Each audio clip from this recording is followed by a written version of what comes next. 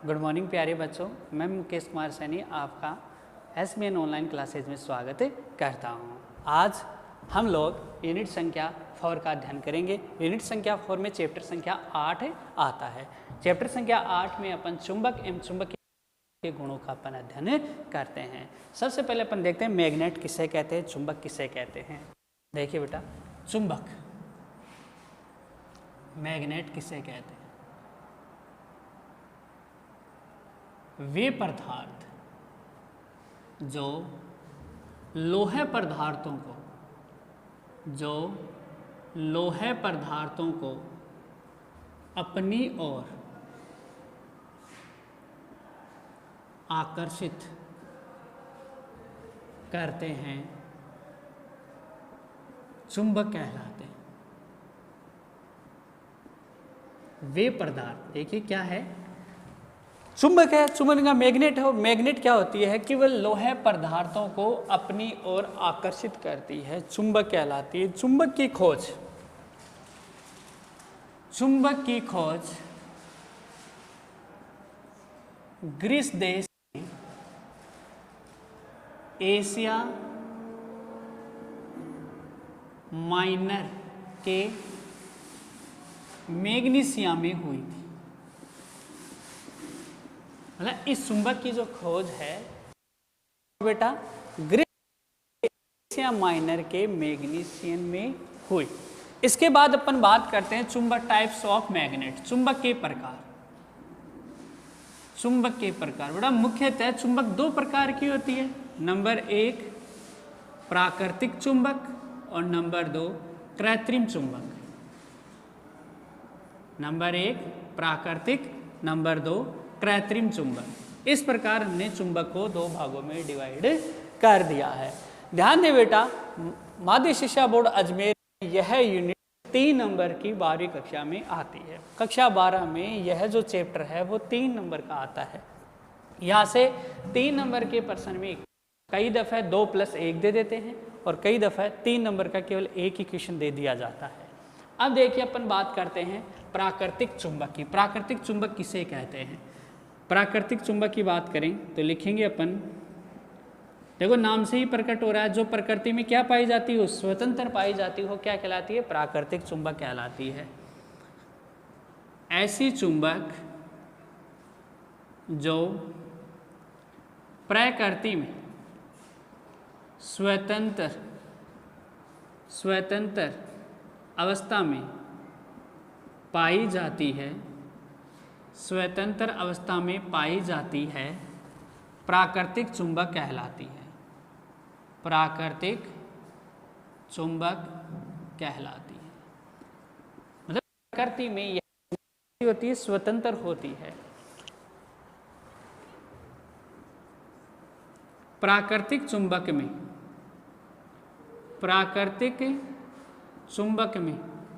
चुंबक के गुण जो होते हैं बेटा वो कम होते हैं। इसके जो चुंबकीय गुण होते हैं वो कम होते हैं, अर्थात इनमें जैसे आकर्षण करने की या प्रतिकर्षण करने की क्षमता होती है।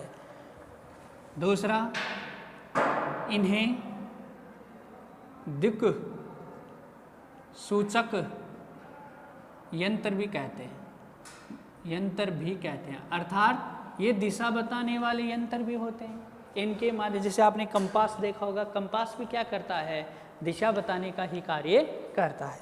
इसके अलावा इनका आकार, इनका मतलब किनका?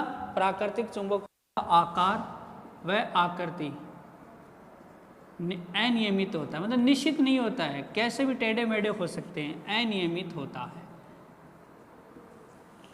प्राकृतिक चुंबकों में उदाहरण आप देख सकते थे, जैसे उदाहरण आप देख लें, जैसे सूत्र होता है Fe2O3। ये प्राकृतिक चुंबक का क्या है बेटा? एक उदाहरण है। इसके अलावा इसके जो दूसरा पार्ट उसकी बात करते हैं, इसके अलावा जो है वो है बेटा कृत्रिम चुंबक। क्या है? कृत्रिम चुंबक। कृत्रिम का मतलब होता है जो मानव निर्मित होती है। ऐसी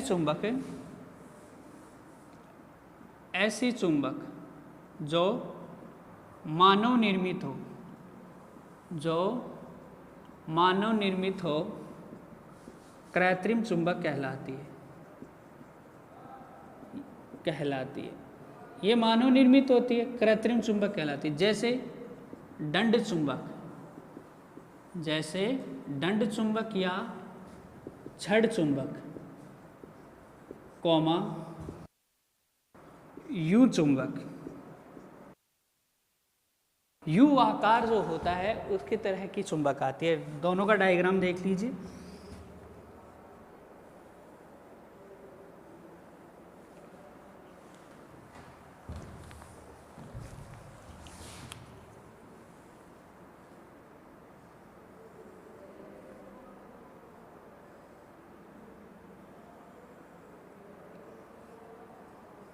ये पोल हैं इसके, ये दंड चुंबक होती है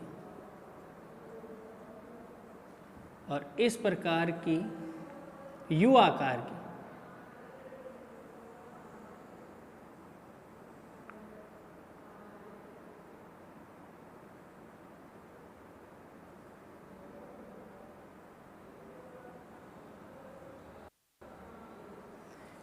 इसे कहते हैं यू चुंबक। देखिए बेटा, सबसे पहले हमने देखा चुंबक किसे कहते हैं? वे पदार्थ जो लोहे चुंबकीय पदार्थों को अपनी ओर आकर्षित करते हैं क्या कहलाते हैं? चुंबक कहलाते हैं। चुंबक की खोज ग्रीस देश में मैग्नीशिया में हुई थी। चुंबक को दो भागों में डिवाइड किया गया है, एक होती है प्राकृतिक चुंबक, एक होती है बेटा कृत्रिम चुंबक। प्राकृतिक चुंबक जो होती है वो प्रकृति में स्वतंत्र अवस्था में पाई जाती है, जैसे Fe2O3। इनका आकार व आकृति अनियमित होती है, इन्हें दिक्सूचक यंत्र भी कहते हैं। और इनमें जो चुंबकीय गुण होता है वो क्षीण होता है, कम होता है। इसके अलावा दूसरा आता है कृत्रिम चुंबक। जो चुंबक मानव निर्मित होती है उसे कृत्रिम चुंबक कहते हैं। कृत्रिम चुंबक के अंदर दंड चुंबक आ सकती है, यू चुंबक आ सकती है। इनमें इनके कृत्रिम चुंबक के जो गुण होते हैं, चुंबकीय गुण होते हैं, वो प्रबल होते हैं। चुंबकीय गुण कैसे होते हैं बेटा? प्रबल होते हैं। आगे देखिए, कृत्रिम चुंबक को फिर दो भागों में बांटा गया है। कृत्रिम चुंबक को दो भागों में बांटा गया है। नंबर देखिए फर्स्ट, कृत्रिम चुंबक के प्रकार। कृत्रिम चुंबक के प्रकार, कृत्रिम चुंबक को फिर दो भागों में बांटा गया। नंबर एक होता है बेटा स्थायी चुंबक, दूसरा होता है बेटा अस्थायी चुंबक। एक होता है स्थायी चुंबक, दूसरा हमने कह लिया अस्थायी चुंबक।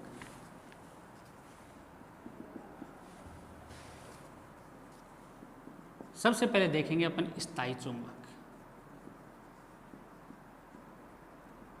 स्थायी चुंबक वे कृत्रिम चुंबक, स्थायी चुंबक की परिभाषा देखिए, वे कृत्रिम चुंबक है जिनमें चुंबकीय गुण जो होते हैं वो अनिश्चित काल तक बने रहते हैं। क्या? वे कृत्रिम चुंबक या ऐसे कृत्रिम चुंबक, वे कृत्रिम चुंबक जिनमें चुंबकीय गुण जो होते हैं, चुंबकीय गुण का मतलब आकर्षण करने आदि जो गुण हैं वो अनिश्चित बने हों, स्थायी चुंबक कहलाता है। परमानेंट चुंबक है, परमानेंट मैग्नेट कहलाता है, स्थायी चुंबक कहलाता है। जैसे उदाहरण आप दे सकते हैं, जैसे कोबाल्ट स्टील, कठोर स्टील, एल्किनो आदि। ये सभी किसके उदाहरण हैं? ये सभी स्थायी चुंबक के उदाहरण है। स्थायी चुंबक में चुंबकीय गुणों को, स्थायी चुंबकीय गुणों को नियंत्रित नहीं किया जा सकता है। नियंत्रित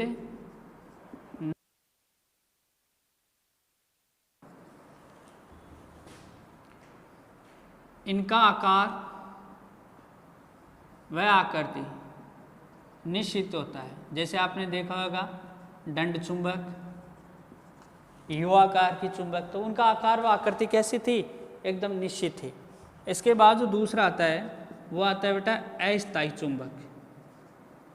कौन सी चुंबक आती है, अस्थायी चुंबक। देखिए ऐसे कृत्रिम चुंबक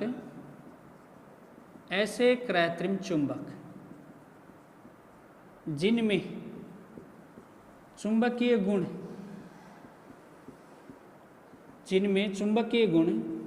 चुंबकीय क्षेत्र लगाने पर तो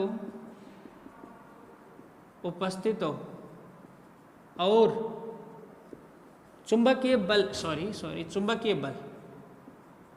क्या, ऐसे कृत्रिम चुंबक जिनमें चुंबकीय गुण चुंबकीय बल लगाने पर तो उपस्थित हों और चुंबकीय बल हटा लेने पर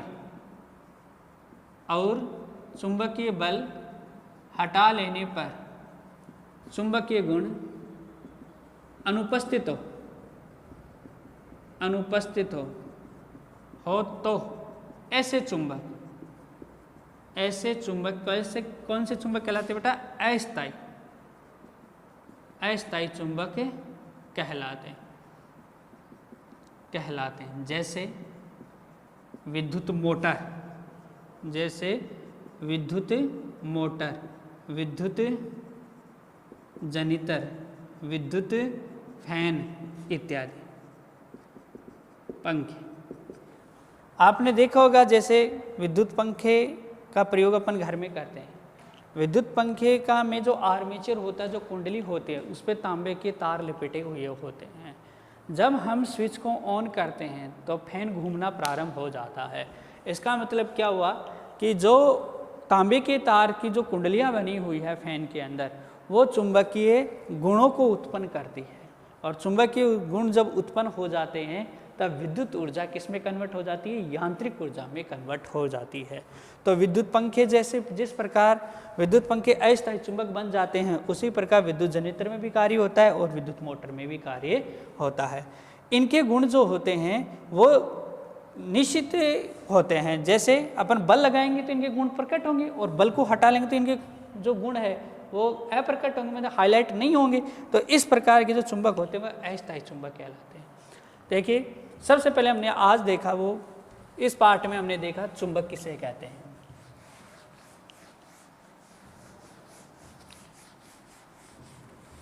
इस पार्ट में आपने देखा कि सबसे पहले हमने चुंबक किसे कहते हैं, फिर हमने चुंबक को दो भागों में डिवाइड किया। एक हमने देखा प्राकृतिक चुंबक और एक देखा हमने कृत्रिम चुंबक। प्राकृतिक चुंबक में उदाहरण जो था वो Fe2O3, कृत्रिम चुंबक में आप दंड चुंबक और यू चुंबक को ले सकते हैं। कृत्रिम चुंबक को फिर हमने दो भागों में डिवाइड किया, एक किया स्थायी चुंबक और एक हमने किया अस्थायी चुंबक। एक हमने की बेटा अस्थायी चुंबक। ठीक है बेटा। अब देखते हैं दंड चुंबक के गुण, कि जो दंड चुंबक होती है उसके में क्या क्या गुण होते हैं। दंड चुंबक में मुख्यतः 5-6 गुण होते हैं। सबसे पहले देखिए, उनकी व्याख्या अपन बाद में देखते हैं। पहले नंबर 1 देखो, आकर्षण प्रकृति। क्या कि दंड चुंबक में लोहे पदार्थों को अपनी ओर आकर्षित करने का गुण पाया जाता है। और यह आकर्षण का गुण आप ध्यान दें बेटा, यह आकर्षण का गुण जो है वो सिरों पर, सिरे जिसे आप कहते हैं ध्रुव, सिरे जिसे आप कहते हैं ध्रुव,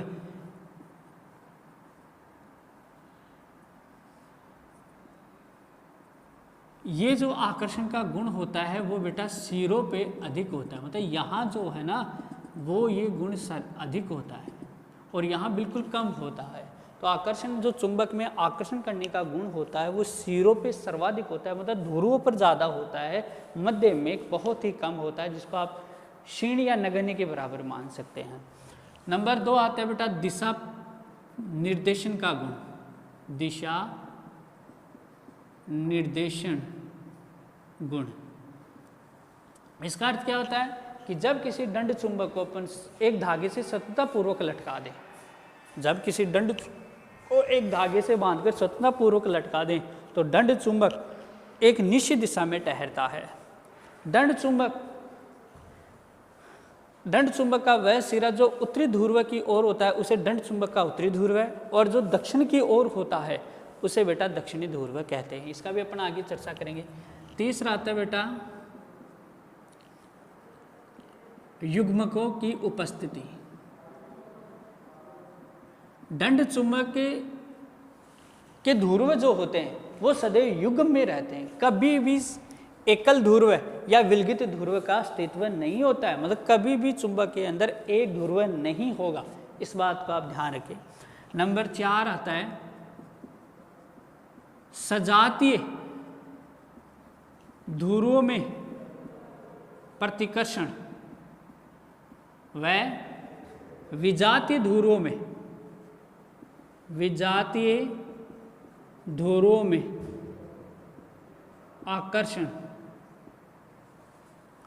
आकर्षण होता है। इसका अर्थ क्या हुआ कि समान जो ध्रुव होते हैं, चाहे वो नॉर्थ नॉर्थ हो चाहे वो साउथ साउथ हो, इन दोनों को जब अपन दो चुंबकों के नॉर्थ नॉर्थ या साउथ साउथ को पास लाएंगे तो उन दोनों में प्रतिकर्षण अर्थात दोनों चुंबक दूर दूर जाएंगे। और यदि एक चुंबक का साउथ पोल और एक चुंबक का नॉर्थ पोल अगर अपन पास पास में लाएं तो वो दोनों चुंबक एक दूसरे को अपनी ओर आकर्षित करती हैं। नंबर 5 जो है वो आता है ध्रुव प्रबलता समान। इट मीन्स, इसका अर्थ क्या हुआ कि ध्रुव प्रबलता जो होती है, दोनों ध्रुवों की ध्रुव प्रबलता समान होती है। दोनों ध्रुवों पर इसकी ध्रुव प्रबलता m है तो इसकी भी ध्रुव प्रबलता m होगी। ये बात आप ध्यान रखिए। अगर अपन इस दंड चुंबक को देखिए बेटा, अगर अपन इस दंड चुंबक को इसकी चुंबकीय अक्ष के अनुदिश काटे, हम इसके चुंबकीय अक्ष के अनुदिश काट दिया, इसको 2 बराबर भागों में डिवाइड कर लिया, तो देखिए बेटा इसकी ध्रुव प्रबलता जो होती है वो आधी आधी हो जाएगी। पूर्व दंड चुंबक की ध्रुव प्रबलता की अपेक्षा इसकी आधी आधी हो जाएगी। वो मैं अभी आके आपको चित्र के साथ समझाऊंगा, ठीक है बेटा। अगर अपन इसको इस प्रकार काटे, चुंबकीय अक्ष के लंबवत काटे, तो ध्रुव प्रबलता पर कोई प्रभाव नहीं पड़ेगा। नंबर जो 5 आता है वो आता है बेटा चुंबकीय प्रेरण। क्या आता है? चुंबकीय प्रेरण। क्या होता है चुंबकीय प्रेरण? जब किसी दंड चुंबक के पास चुंबकीय पदार्थों को लाया जाता है, जैसे जब किसी दंड चुंबक के पास चुंबकीय पदार्थों को लाया जाता है तो प्रेरण के कारण उन पदार्थों में भी किसका गुण आता है? चुंबकीय गुण उत्पन्न हो जाता है। जैसे अपने पास ये एक ओलपिन ली है हमने, एक ओलपिन है। अगर हम इस ओलपिन को आप चुंबक के पास ले जाएं, हल्का सा उसको आप थोड़ा सा रगड़ लें या उसके पास ले जाएं, तो इस ओलपिन में भी चुंबकीय गुण आ जाता है। आप कहेंगे सर कैसे? तो आप देखिए इस ओलपिन को आप चुंबक के पास ले जाएं या उस चुंबक के पास ले जाकर उसको थोड़ा सा आप उसके ऊपर रख दें, अब उसको हटा लें वहाँ से, और इस ओलपिन के पास दूसरी ओलपिन आप लेके आएँ, तो यह जो ओलपिन है उस ओलपिन दूसरी वाली ओलपिन को अपनी ओर आकर्षित करेंगे अर्थात चिपक जाएंगे दोनों को। तो इस प्रकार ये जो गुण होता है वो कहलाते हैं, या इस प्रकार की जो घटना होती है, इस प्रकार का जो गुण होता है चुंबकों में, वह चुंबकीय प्रेरण कहलाता है। नंबर जो 7 है वो होता है बेटा विचुंबकन। क्या होता है बेटा? विचुंबक। विचुंबन का अर्थ क्या होता है कि जो दंड चुंबक है उसके गुणों को नष्ट करने की प्रक्रिया। अब दंड चुंबक के चुंबक के जो गुण है वो नष्ट कैसे होंगे? या तो उस चुंबक को अपन पीटें, हथौड़े से लेकर अपन उसको पीटें, या उसको अपन गर्म करें, या उसको वर्षों के लिए भूमि में गाड़ दें। इस प्रकार की घटना करके अपन चुंबक के गुणों को नष्ट कर सकते हैं। अब इनका अपन लॉन्गली रूप इनका अपन अध्ययन करते हैं। नंबर 1 जो आता है वो आता है बेटा आकर्षण गुण। नंबर 1 आता है दंड चुंबक के गुणों का अपन अध्ययन करें, और नंबर 1 गुण आता है आकर्षण गुण, आकर्षण प्रकृति के क्या कि दंड चुंबक किसी दंड चुंबक में लोहे पदार्थों को अपनी ओर आकर्षित करने का गुण पाया जाता है,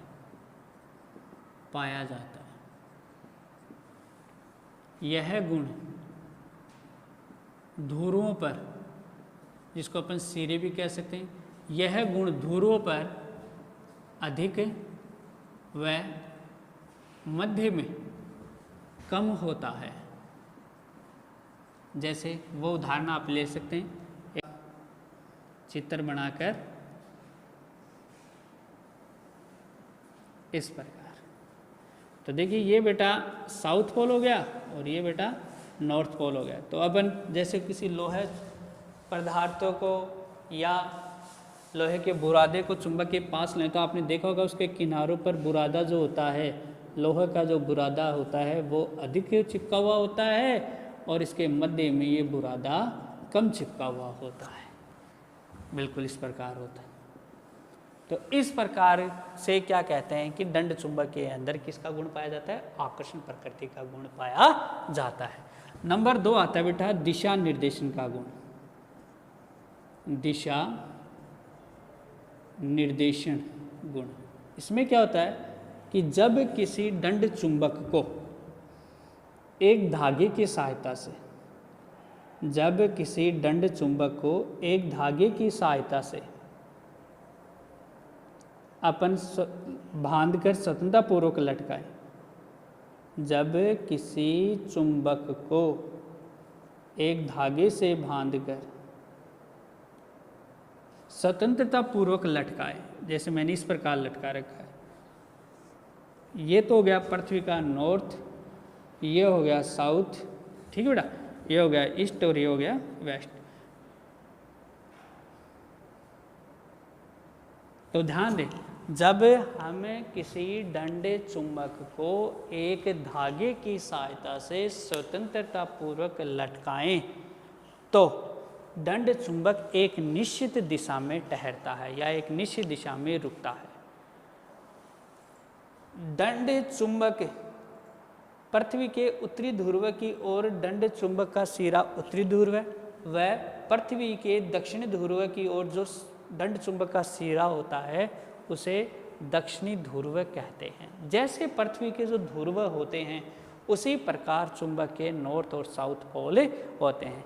जिधर पृथ्वी का नॉर्थ पोल होता है उधर ही चुंबक का नॉर्थ पोल, और पृथ्वी का जिधर साउथ पोल होता है उधर ही दंड चुंबक का साउथ पोल होता है। और इस प्रकार हम देख सकते हैं, जैसे मान लीजिए आप ऐसी जगह चले जाएं जहां आपकी दिशाओं का ज्ञान नहीं हो और आपके हाथ में एक दंड चुंबक हो, तो आप क्या करें, इसको धागे से लटका कर आप उसको घुमाएं, आप छोड़ेंगे, छोड़ने के बाद वो एक निश्चित दिशा में ठहरेगा, और निश्चित दिशा में ठहरने के बाद आप उनकी दिशाओं का क्या कर सकते हैं, संज्ञान ले सकते हैं कि भाई इधर कौन सी दिशा है और इधर कौन सी दिशा है। दोनों दिशाओं का यहाँ आकलन हो जाता है। नेक्स्ट बात करते हैं ध्रुवों के युग्मकों की उपस्थिति। तीसरा जो पॉइंट आता है वो आता है बेटा, नंबर जो तीसरा पॉइंट आता है वो आता है ध्रुवों के युग्मों की उपस्थिति। इसका अर्थ क्या हुआ कि दंड चुंबक के अंदर दो ध्रुव होते हैं। कितने ध्रुव होते हैं बेटा? दो ध्रुव होते हैं, और दोनों ध्रुवों को अपन क्या कह सकते हैं, युग्म कह सकते हैं, जोड़ा कह सकते हैं। तो दंड चुंबक में ध्रुव जो होते हैं वो युग्म के रूप में होते हैं। किसके रूप में होते हैं? युग्म के रूप में। कि दंड चुंबक में ध्रुव जो होते हैं वो युग्म के रूप में होते हैं। विलगित या एकल ध्रुव का धरातल पर कोई अस्तित्व नहीं होता, मतलब एक ध्रुव की चुंबक का कोई अस्तित्व नहीं होता है। चुंबक जो होगी उसमें दो ध्रुव होने अति आवश्यक होते हैं, एक साउथ पोल और एक नॉर्थ पोल। सिंगल जो ध्रुव होता है उसका कोई अस्तित्व नहीं होता है। नेक्स्ट अपन बात करते हैं नंबर 4, सजातीय ध्रुवों में, सजातीय ध्रुवों में प्रतिकर्षण व विजातीय ध्रुवों में, विजातीय ध्रुवों में आकर्षण। ये तो नाम से ही प्रकट हो रहा है क्या, कि जब दंड चुंबक के समान ध्रुवों को पास पास लाते हैं तो उनमें क्या होता है बेटा, प्रतिकर्षण होता है। समान ध्रुव है और विपरीत ध्रुवों को जब पास पास लाया जाता है तो उनमें क्या होता है, आकर्षण होता है। जैसे आप एक उदाहरण के माध्यम से समझ सकते हैं कि मैंने ये दो दंड चुंबक ले ली, ये इसका नॉर्थ पोल और ये इसका साउथ पोल, और यहाँ एक चुंबक और ले ली,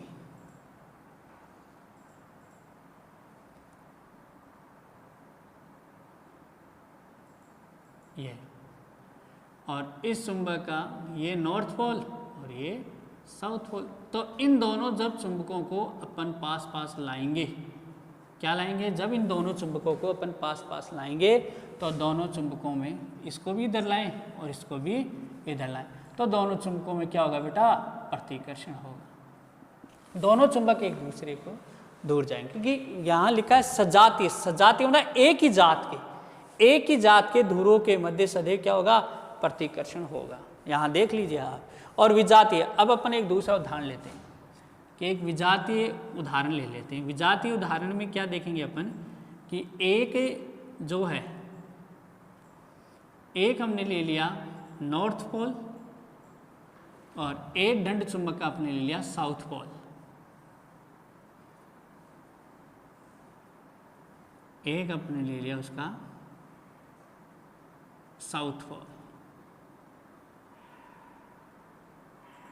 इन दोनों में क्या होगा बेटा, आकर्षण होगा। जब इनको अपन पास पास लाएंगे तो क्या होगा, इनमें आकर्षण होता है। तो इसका मतलब क्या हुआ कि सजातीय ध्रुवों में सदैव क्या होता है, प्रतिकर्षण, और विजातीय ध्रुवों में सदैव क्या होता है बेटा, आकर्षण होता है। आप यहाँ नॉर्थ नॉर्थ लगा कर भी कर सकते हैं, या इधर नॉर्थ नॉर्थ तो हमने लगाया, साउथ साउथ लगाकर भी आप इस चित्र को बना सकते थे। इस सजातीय ध्रुवों में कितने चित्र बना सकते हैं आप, 3 चित्र बना सकते हैं। ठीक बेटा। अब आता है ध्रुव प्रबलता समान। इसका अर्थ क्या होता है, देखिए कि दंड जो चुंबक होती है, ध्यान दें, जो दंड चुंबक होती है, नंबर 5, ध्रुव प्रबलता समान। इसका अर्थ क्या हुआ कि दंड चुंबक में जो 2 ध्रुव होते हैं उनकी ध्रुव प्रबलता एक समान होती है। जैसे ये अपने एक दंड चुंबक ली,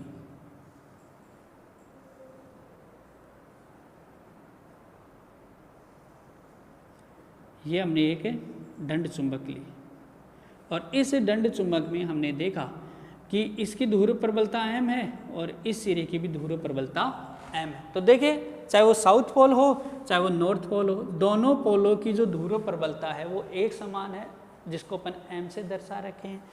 तो ध्रुव प्रबलता होती है वो दंड चुंबक के ध्रुवों की क्या होती है बेटा, एक समान होती है। अब देखिए, यदि दंड चुंबक को, यदि दंड चुंबक को, चुंबकीय अक्ष, अक्ष इसे कहेंगे, ये रही चुंबकीय अक्ष, चुंबकीय अक्ष के अनुदिश काट दिया जाए तो नवीनतम दंड चुंबक की ध्रुव प्रबलता मूल दंड चुंबक की ध्रुव प्रबलता की आधी हो जाती है। देखिए, यहाँ अपन ने एक दंड चुंबक ली,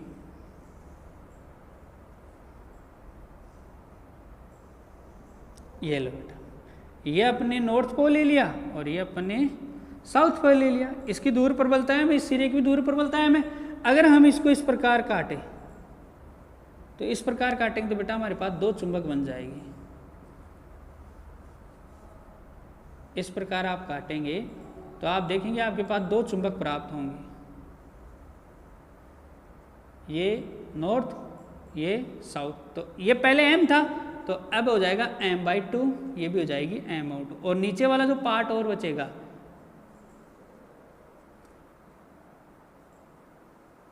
उसकी भी क्या हो जाएगी बेटा, ये नॉर्थ पोल, ये m/2 और ये हो जाएगा m/2। ठीक है बेटा। और यदि दंड चुंबक को, और यदि दंड चुंबक को चुंबकीय अक्ष के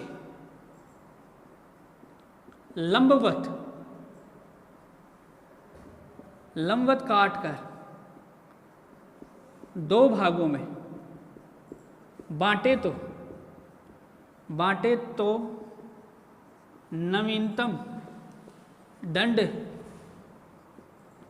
चुंबक की ध्रुव प्रबलता मूल दंड चुंबक की ध्रुव प्रबलता के समान ही होती है। इसमें देखिए आप क्या होता है कि जब अपन एक दंड चुंबक को, ये दंड चुंबक लिए हमने, और इस दंड चुंबक को क्या करें, इस दंड चुंबक को, ये हो गई इसकी अक्ष, और ये इसको लंबवत काट दिया हमने इस प्रकार, तो ये तो m थी, ये भी m थी। अब दंड चुंबक को ये m है तो यहाँ नवीनतम ध्रुव बन जाएंगे, और नवीनतम ध्रुव बनने के बाद क्या होगा, इसकी जो ध्रुव प्रबलता है वो उत्पन्न हो जाएगी। तो हमने इस प्रकार काटा, तो यहाँ आप डायग्राम बना सकते हैं, ये लो,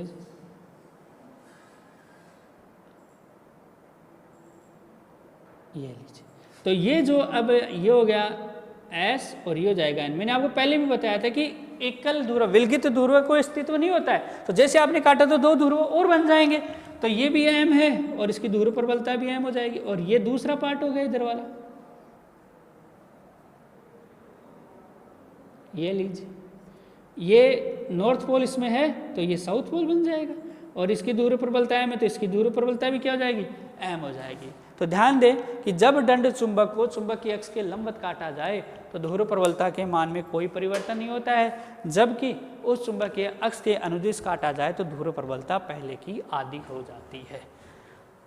सबसे पहले इसमें देखा आपने दंड चुंबक के गुणों का अपन अध्ययन कर रहे हैं। दंड चुंबक के गुणों में आपने सर्वप्रथम देखा आकर्षण प्रकृति का गुण।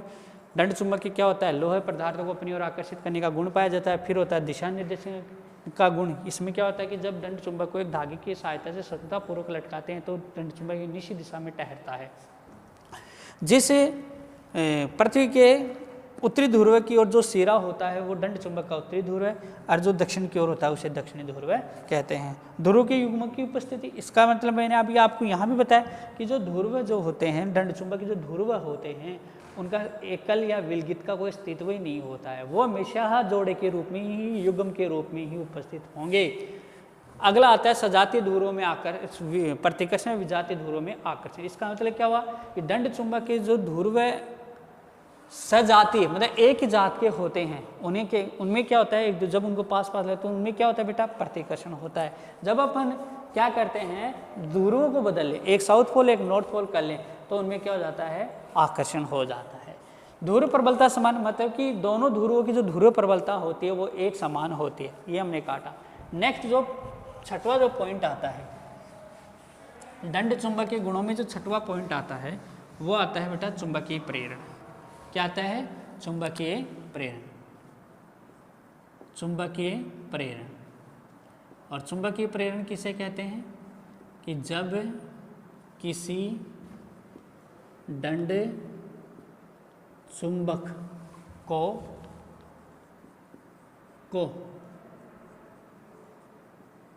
चुंबक के, जब किसी दंड चुंबक के पास, जब किसी दंड चुंबक के पास लोहे पदार्थ को लाया जाता है तो प्रेरण के कारण उस पदार्थ पर भी चुंबकीय गुण आ जाता है। अतः इस घटना को चुंबकीय प्रेरण कहते हैं। चुंबकीय प्रेरण कहते हैं। जैसे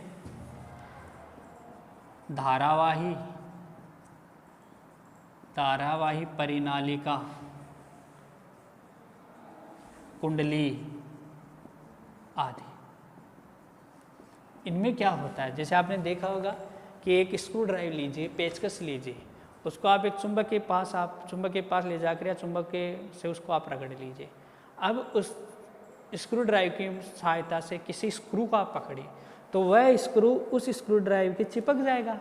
अब चिपका क्या, स्क्रू ड्राइव चुंबक तो है नहीं, लेकिन जब आपने उसको चुंबक के ऊपर रगड़ा या चुंबक के पास ले गए तो प्रेरण के कारण क्या हो गया, उसमें भी क्या आ गया, चुंबकीय गुण आ गया, जिसके कारण वह क्या कर रहा है, लोह पदार्थों को अपनी ओर आकर्षित करता है। इसमें चुंबकीय गुण में अपन अंतिम बात करते हैं और वो होता है बेटा विचुंबकन। विचुंबकन, और विचुंबकन किसे कहते हैं, किसी दंड चुंबक के चुंबकीय गुणों को नष्ट करने की प्रक्रिया को विचुंबकन कहते हैं। विचुंबकन कहते हैं किसी दंड चुंबक के चुंबकीय गुणों को नष्ट करने की प्रक्रिया को विचुंबकन कहते हैं। अब चुंबकीय गुण नष्ट कैसे होंगे, तो देखिए, चुंबक को पीटने पर नष्ट हो सकते हैं, चुंबक को गर्म करने पर नष्ट हो सकते हैं, चुंबक को धरातल में गाड़ने पर चुंबकीय गुण नष्ट हो सकते हैं। यह आपने देखा दंड चुंबक के गुण। दंड चुंबक के गुण अपने संबंधित 7 प्रकार के देखे।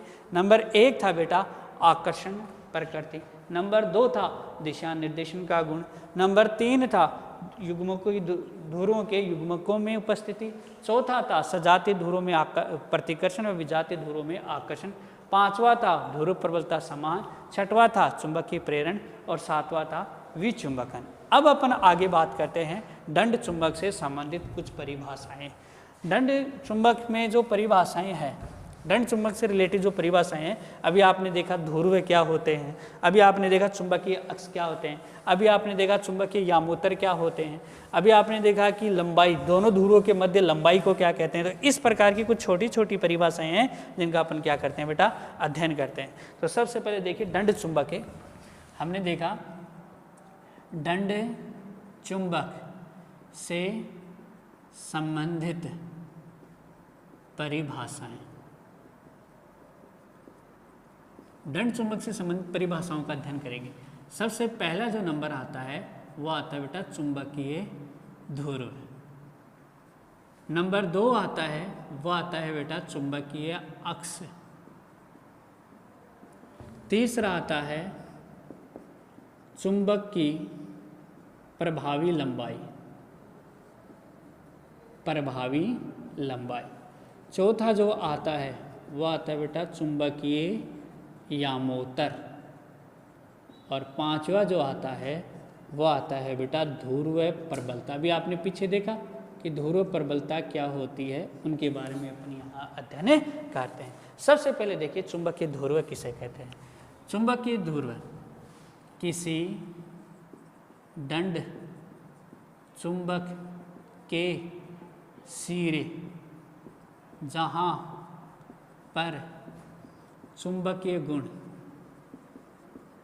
सर्वाधिक होता है, चुंबकीय गुण सर्वाधिक होता है, अर्थात आकर्षण या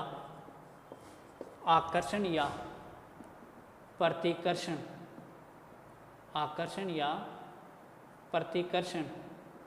का गुण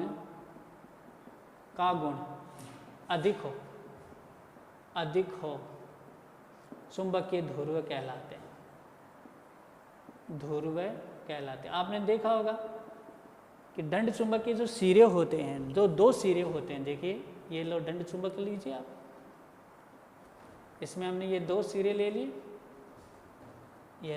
ये हो गया नॉर्थ पोल और ये हो गया साउथ पोल। तो आप देखेंगे कि यहाँ जो दंड चुंबक जो होती है उसमें लोहे पदार्थों को आकर्षित करने का गुण कहाँ पाया गया?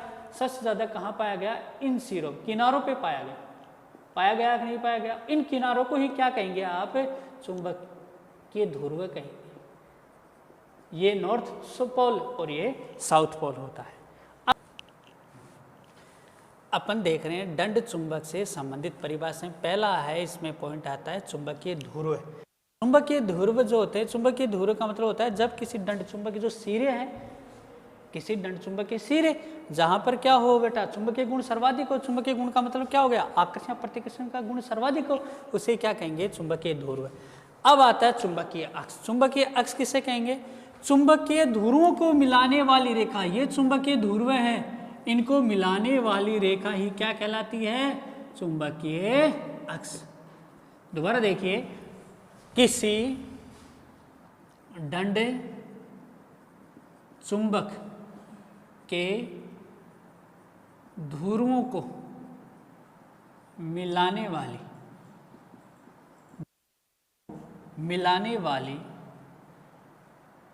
रेखा को चुंबकीय अक्ष कहते हैं। ये रही चुंबकीय अक्ष, ठीक बेटा। अब आता है चुंबक की, दंड चुंबक की प्रभावी लंबाई। प्रभावी लंबाई क्या होती है? देखिए बेटा, प्रभावी लंबाई जो होती है दोनों ध्रुवों के मध्य की दूरी। ये लीजिए, ये हमने ये साउथ पोल लिया, ये नॉर्थ पोल लिया।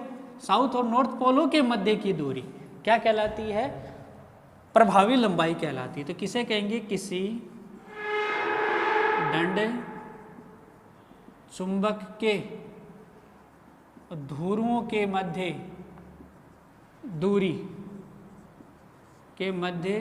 दूरी को दंड चुंबक की प्रभावी लंबाई कहते हैं।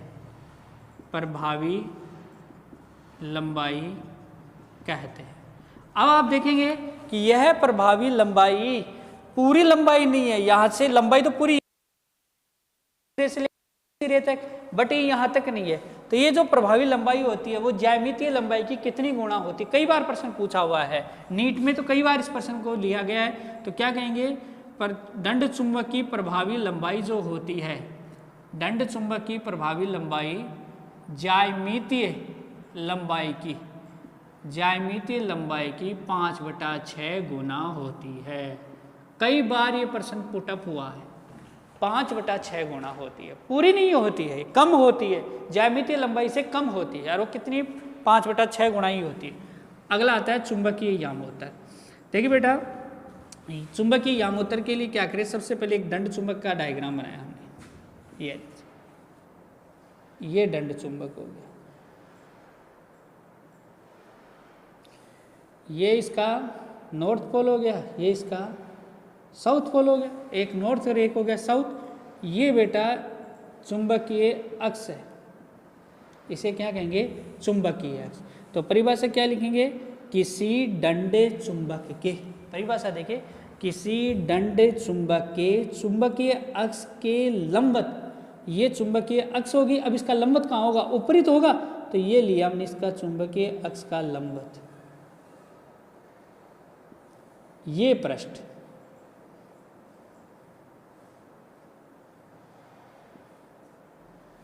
ये पृष्ठ चुंबकीय यामोत्तर कहलाता है। क्या? परिभाषा देखिए दोबारा, क्या कहेंगे इसकी परिभाषा में? कि किसी दंड चुंबक के, ये दंड चुंबक हो गए, किसी दंड चुंबक के चुंबकीय अक्ष के लंबवत तल से गुजरने वाला पृष्ठ, लंबवत तल से गुजरने वाला पृष्ठ क्या कहलाएगा बेटा? चुंबकीय यामोत्तर कहलाता है। दोबारा देखिए, किसी दंड चुंबक के, ये तो होगी दंड चुंबक, ये क्या हो गई बेटा? चुंबकीय अक्ष, और ये क्या हो गया? चुंबकीय अक्ष के लंबवत पृष्ठ। तो देखो परिभाषा कैसे? किसी दंड चुंबक के चुंबकीय अक्ष के लंबवत पृष्ठ से गुजरने वाला तल क्या कहलाता है? चुंबकीय यामोत्तर कहलाता है। अब आता है ध्रुव प्रबलता। क्या आती है बेटा? ध्रुव प्रबलता। ध्रुव प्रबलता किसे कहते हैं? किसी दंड चुंबक के द्वारा, किसी दंड चुंबक के ध्रुवों के द्वारा, लिख लेते हैं, किसी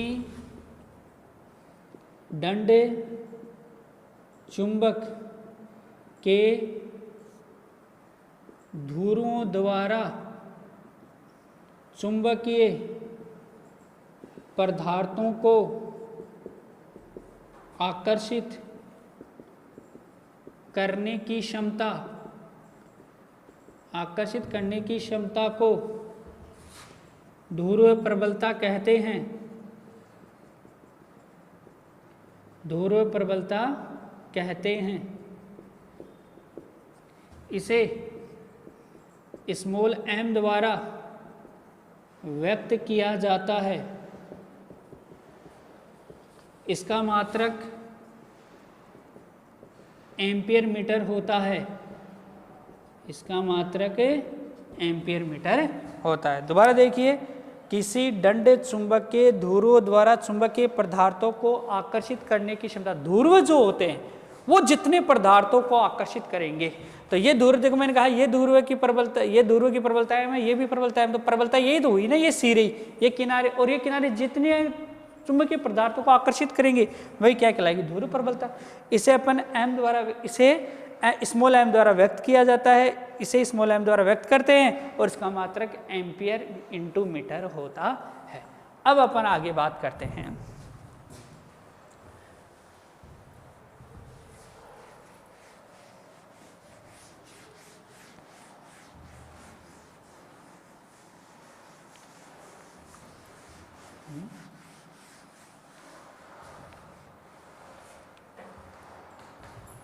देखिए, अब जो नेक्स्ट जो आता है वो आता है बेटा चुंबक के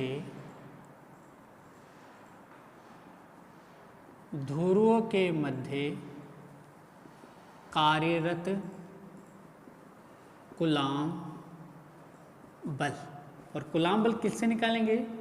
कूलाम के नियमानुसार, नियम के अनुसार, जो कूलाम का नियम था चैप्टर संख्या 1 में, उसी के आधार पर अपन क्या करेंगे बेटा? चुंबक के ध्रुवों के मध्य कार्यरत कूलाम बल निकालेंगे। देखिए बेटा, पहले जो अपन है कूलाम के नियम की डेरिवेशन ले लिया आवेशों के कारण, तो उसका क्या होता है? F समानुपाती Q1 Q2 बटा R स्क्वायर, यही होता है ना। यहाँ आवेश नहीं है, यहाँ क्या है? ध्रुव प्रबलता है। तो अपन ये दो दंड चुंबक ले लिया हमने, ये एक दंड चुंबक,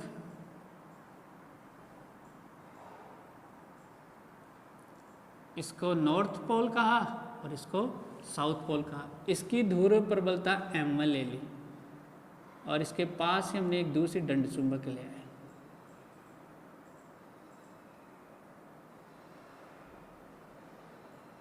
ये लीजिए, इसका हमने ये साउथ पोल कह दिया, ये नॉर्थ पोल कह दिया। इसकी ध्रुव प्रबलता हमने दे दी m2। इन दोनों के मध्य जो दूरी है वो ले ली हमने r। ठीक है। तो देखिए इस सूत्र के अनुसार ये क्या बन जाएगा? F समानुपाती m1 m2 बटा r स्क्वायर। होगा कि नहीं होगा?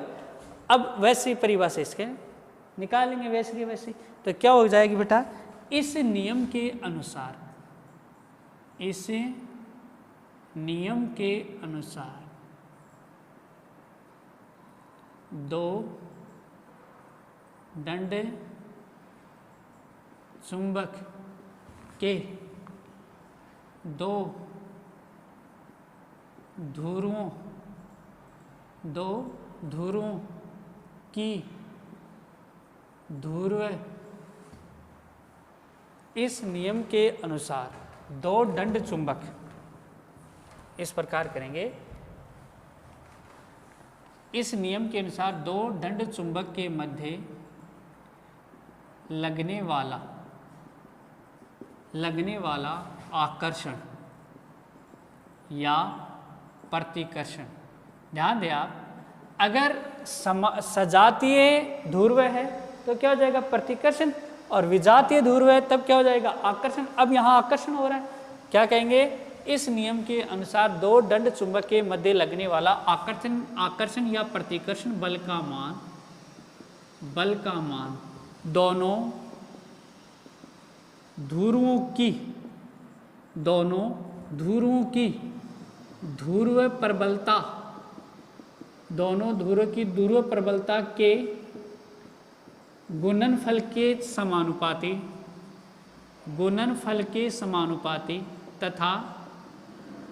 तथा दोनों के मध्य दूरी के वर्ग के व्युत्क्रमानुपाती होता है। व्युत्क्रमानुपाती होता है। इट मीन्स क्या हो जाएगा, F समानुपाती m1 m2, F समानुपाती 1/r²। समीकरण 1 व 2 से, समीकरण 1 व 2 से क्या हो जाएगा, F समानुपाती m1 m2/r²। देखिए क्या इस नियम के अनुसार दो दंड चुंबक के मध्य लगने वाला आकर्षण या प्रतिकर्षण बल का मान दोनों ध्रुवों की ध्रुव प्रबलता, दोनों ध्रुव हैं ये, इनकी ध्रुव प्रबलता के गुणनफल के तो समानुपाती तथा मध्य दूरी के वर्ग के व्युत्क्रमानुपाती होता है। अब हम इसको आगे करें तो F समानुपाती चिन्ह को उठाएंगे स्मॉल के m1 m2/r², जहाँ स्मॉल के क्या है बेटा, एक समानुपाती नियतांक क्या है, जिसका मान क्या होता है बेटा, μ0/4π या 10⁷ वेबर प्रति एम्पियर मीटर होता है। क्या होता है बेटा, μ0/4π या 10⁻⁷ वेबर प्रति एम्पियर मीटर मान रख दीजिए। तो F बराबर μ0/4π m1 m2/r², जहाँ μ0 क्या हो जाएगा बेटा, जहाँ μ0 क्या है बेटा, एक निर्वात की चुंबकशीलता, और इसका मान भी होता है μ0/4π × 10⁻⁷ वेबर प्रति एम्पियर मीटर होता है, ये मान होता है। ठीक है बेटा, μ0 का मान 4π × 10⁻⁷ होता है। साथ के साथ यहाँ आप देख लें, आप μ आएगा माध्यम की चुंबकशीलता, μr क्या हो जाएगा, आपेक्षिक चुंबकशीलता। दोबारा देख लीजिए, हमने दो दंड चुंबक ली, हमने दो दंड चुंबक ले ली। इस नियम के अनुसार दो दंड चुंबक के मध्य लगने वाला आकर्षण या प्रतिकर्षण, आकर्षण तो कब हो जाएगा, जब विजातीय ध्रुव हो, और प्रतिकर्षण कब होगा, जब सजातीय ध्रुव हो। तो इस नियम के अनुसार दो दंड चुंबक के मध्य लगने वाला आकर्षण या प्रतिकर्षण बल का मान दोनों ध्रुवों की ध्रुव प्रबलता के गुणनफल के तो समानुपाती तथा दोनों ध्रुवों के मध्य दूरी के वर्ग के व्युत्क्रमानुपाती होता है। ये परिभाषा से F समानुपाती m1 F समानुपाती r, समीकरण 1 व 2 से F समानुपाती m1 m2/r² उठा लिया, स्मॉल क्या आ गया, m1 m2/r² आ गया, के बराबर समानुपाती नहीं था, जिसका मान होता है μ0/4π बराबर 10⁻⁷ वेबर बटा एम्पियर मीटर। ये मान अपन यहाँ उठा के रख दिया, μ0/4π m1 m2/r², जहाँ μ0 निर्वात की चुंबकशीलता, जिसका मान आप यहाँ से निकाल सकते हैं। देखो μ0/4π को यहाँ ले जाओ तो 4π × 10⁻⁷ वेबर प्रति एम्पियर मीटर, और इसके साथ साथ यहाँ μ क्या हो जाएगा, माध्यम की चुंबकशीलता, और μr क्या हो जाएगी, आपेक्षिक चुंबकशीलता। इस पार्ट में यहीं तक आज अपन लेंगे। धन्यवाद।